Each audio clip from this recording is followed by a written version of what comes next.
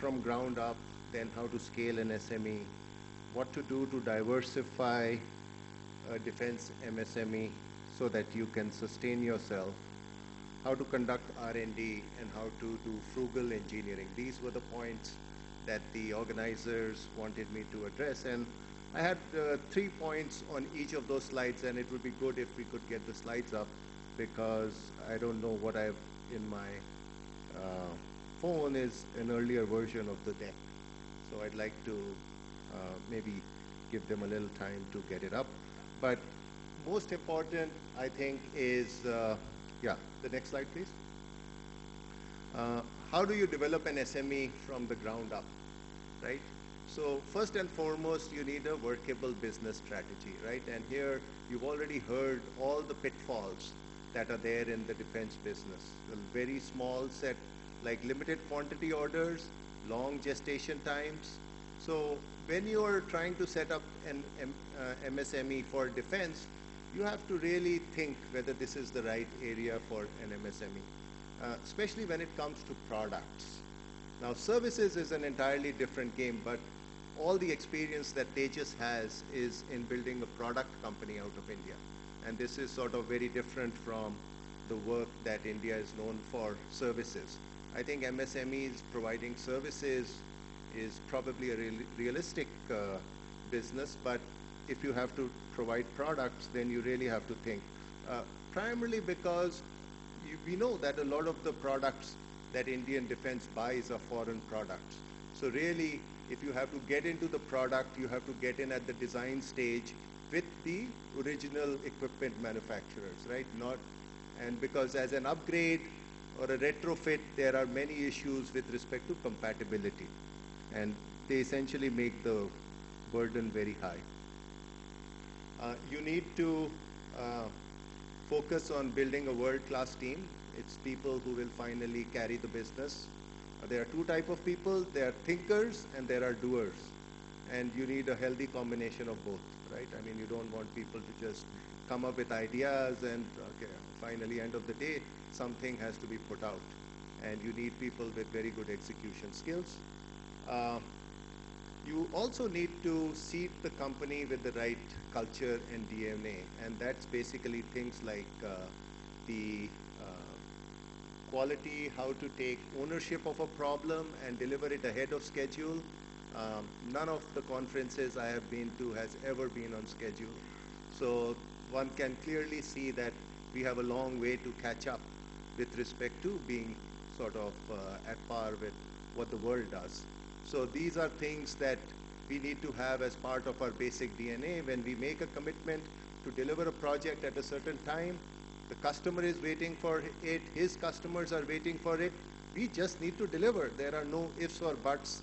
And that's the attitude the team has. This chalta hai attitude is frankly what I believe is the reason in the state we are in. I may be a little harsh, but that's the truth. The next slide, please. Now, how do you scale the MSME, right? So, yes, you have an idea for a product, but really you need that first customer, somebody who's willing to part with his money and buy your product, right? That's the proof that what you have is actually something that the market is willing to accept. You also, it's very important for you to collaborate. Very often we have notions when we start out a business of who our competitors are and who our collaborators are. But very often your competitors are trying to solve the same problem that you're trying to solve. And by putting sort of your heads together, they can focus on one part of the problem, you can focus on another part of the problem, work together, create a solution, divvy up perhaps the market, that you take care of this part of the market, I take care of this part of the market. You have to be creative and collaborate. Not as an MSME, you just cannot do all the work by yourself. You need partners to essentially fill in the gaps. I think one of the important things and the reason why MSMEs would be very apt for large projects is the agility. I mean, they don't have the basic okay, what's the business case? Somebody who owns the company wants to do it. He says, yes, let's do it. There is no arguments. Okay, you have a need for this money, you can get it. So the agility of an MSME is really what's a key asset on a large project, and that really hones your skills. I think I've already said that you really need diversified. The defense business to me is, for at least a product perspective, there's not enough volumes unless you are into something that somebody called the revenue thing, some things like shoes or clothes or something else that you really going to are consumables, right? Or maybe bullets or something like that. But products that are going to be there for a while, I mean, how many is the Indian defense going to buy? We also need to make sure that we build globally applicable and competitive solutions. I mean, the Indian defense is only one part, but we, for example, worked with one of the companies in Israel, and we said, yes, you want us to do this product for an Indian program, but that's not in our interest. If you want, we'll develop a VME card for you, but you have to use it in all your products. And we were able to strike that deal. So the point is that build to spec something that has a much bigger volume than what necessarily just the Indian defense will procure.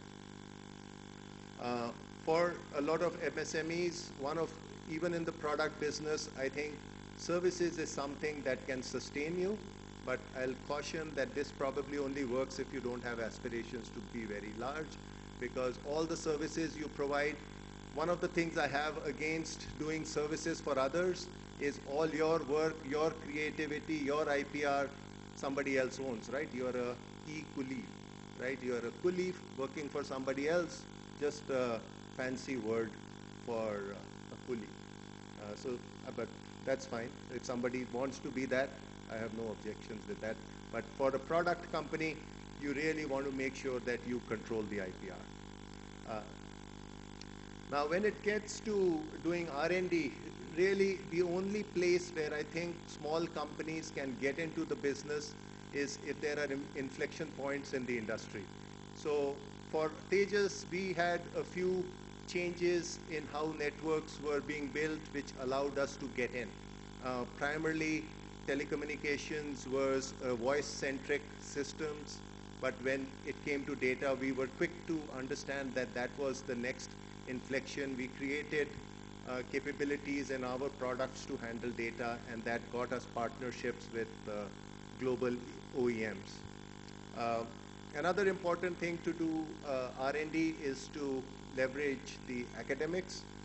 We work very closely with a number of the IITs where we essentially collaborate with them. There are certain things that academicians find difficult to do, so we do those parts, like building a system on which they can test their algorithms, but we get the benefit that when they develop those algorithms, we have them accessible to us in our product. So this kind of a collaboration is something that you should look in as you want to, because without that innovation and without that leadership in terms of thought, you will sort of fall back, and the value addition will be less. There are, I think, people have talked about various funds that are available both with the Department of Science and Technology and Ministry of Defense to seed some of this R&D work. So I would encourage you to look into it, and if you contact me, I can put you in touch with the people in our company who know about these things. The last slide that I have is in terms of frugal engineering. So clearly, the number of resources that you have is limited. You need to do the best with that. Very critical that you build very good internal systems. I think one of the things, the learnings from the few companies that I have helped start and take forward is that this kind of data sharing and information sharing is very important. So very often business people don't share the opportunities with the engineering doesn't know what the business people are doing, and it's really people working in silos, and it's never a good way to run a company. You can leverage open source, and get access to a global set of collaborators and contributors, people contributing, you can collaborate. That's a good way to be very frugal. I think it's also very important, and we do this in Tejas a lot. We trust a lot of the young engineers. We challenge them to solve tough problems. We provide them guidance and leadership with senior people. So I think that kind of thing keeps your costs down. The young people are very passionate. Just out of school, they are brimming with ideas. Old people like me have fixed ways of doing things, but we have the benefit of experience, and we can sort of guide them, and we can also see certain things that they may not have foreseen. So I think this combination of marrying the young energy with some of the experience of seniors is a good mix. The last slide says that if we can do it, you can do it. Can I have the next slide? We recently went public after 17 years. So Tejas was started in 2000. In 2017, we listed a couple of weeks ago. The founders and Gururaj Deshpande have done a phenomenal job in getting us here. And the proof is that we are a product company in India. We supply to over 60 countries in the world. All of your cell phone calls probably go over a Tejas Networks box somewhere in the service providers. A lot of the systems are built using our equipment. So this is essentially the value of design and make in India in a true representation. About 40% of our revenues are export. So it's doable, but it's a long journey. It took us